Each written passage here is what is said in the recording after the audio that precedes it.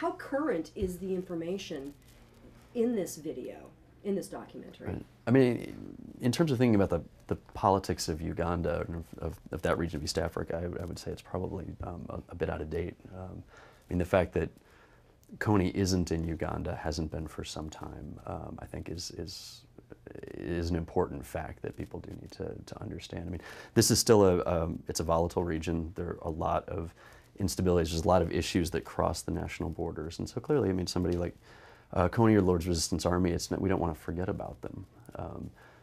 Is it the same level of intensity or importance or centrality to the politics of the region that it was, say, 5, 10 years ago? No, it's that moment has passed.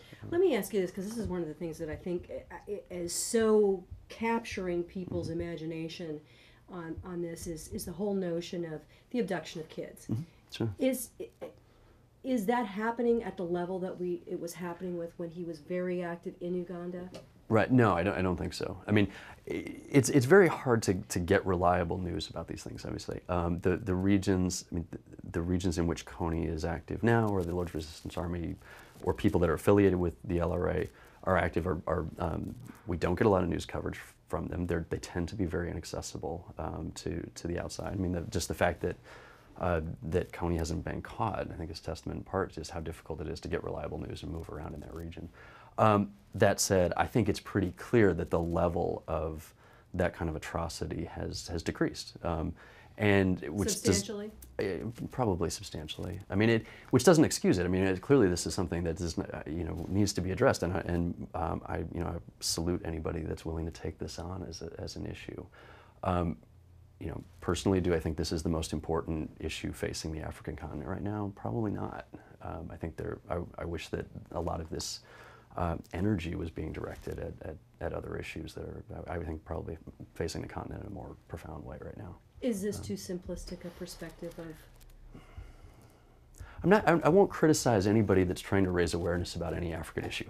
So, but that said, it does fall into, I think, a fairly common trap, which is people hear about an event in Africa or a condition, and they get very emotional about it, which is understandable. These are difficult things to talk about. But the Lord's Resistance Army, like a lot of other armed movements in Africa, is part of a very long and complicated and complex history that people can learn. It's not so complicated that we can't understand it. We shouldn't walk away from it. And so but very often that kind of gut level, we must do something about the abduction of children kind of story ends up missing a lot of really important details that one would need to think about. I mean, the current government of Uganda, for example. I mean, the idea that one of the things that in the video, that is suggested is that we need to strengthen the Ugandan military. That's an important question that a lot of people have been asking: is what should the role of the Ugandan military be in the country, in the region at this point? And it doesn't have an easy answer. But to sort of put that forward as one of the ways in which we can combat the abduction of children is very simplistic, and it doesn't take into account that the Ugandan military has been the agent of a lot of abuse in the region. It's headed by somebody who has had a fair degree of U.S. support, but is essentially a dictator who sat in power for multiple decades.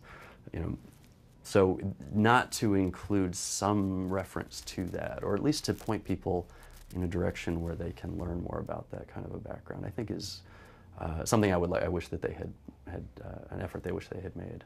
I thought it was interesting. I think we're good if you want to get a couple of cutaways. It was interesting to me that their plea was to help support the government and the military to catch Kony, as opposed to supporting organizations maybe on the ground in Uganda, right, with refugee camps, with schools, right, with things. I mean, it was interesting to me that was the focus, right, because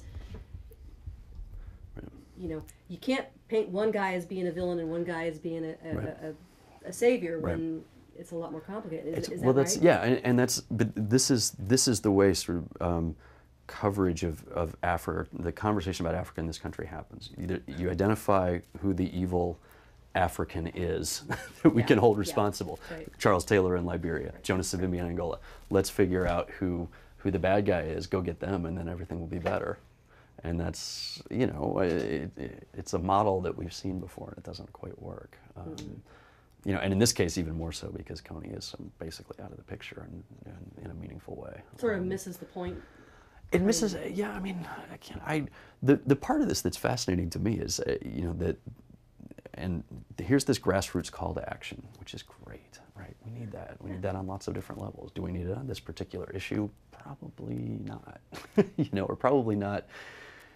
This, you know, why we can't mobilize a similar campaign for debt relief, right? Yeah. Which would be a huge, actually have a huge impact on not only on that region but in Africa as a whole.